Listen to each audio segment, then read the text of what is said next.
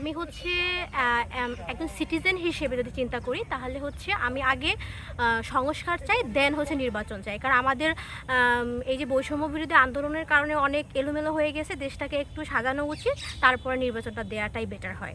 আমি যে বললাম যে আমাদের দেশটাকে সংস্করণ করা উচিত, সেটা এক্স্যাক্টলি কী সংস্করণ করা উচিত, সেটা হচ্ছে এই যে স্থাপনাগুলো ভেঙে গেছে সেটা হচ্ছে একটু ঘুষাইতে হবে। এই যে স্কুল কলেজগুলো হচ্ছে একটু নড়বড়ে আছে বা কিছু, দেখা গেল কি যে একটা নির্বাচন দিতে গেলে আপনাকে যে সেন্ট্রালগুলো সেটা হচ্ছে একটু মজবুত করতে হবে। এবং সবচাইতে যেটা ইম্পর্টেন্ট সেটা হচ্ছে আমাদের প্রশাসন ব্যবস্থাটা যেন নির্বাচনটা সুষ্ঠু হয়, এর জন্যই আমাদের সংস্করণটা প্রয়োজন। সরকার যেহেতু বলছে যে নির্বাচন হবে, একটা নির্দিষ্ট তারিখও দিছে,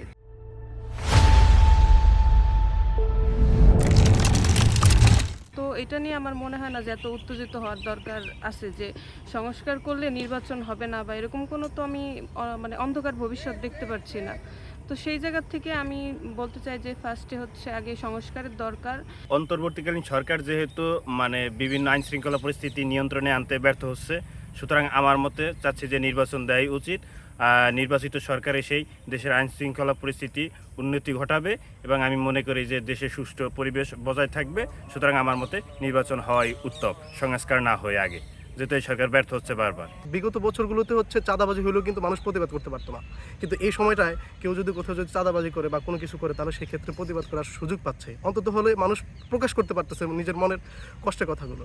তো হচ্ছে সংস্কারের যে বিষয়টা, সরকার যে সংস্কারের কথা বারবার বলছে, মানে অন্তর্বর্তীকালীন সরকার, সেই সংস্কারের বিষয়টা হচ্ছে সরকারকে সুযোগ দিতে হবে এবং সেই সুযোগটা দিতে হবে জনগণ।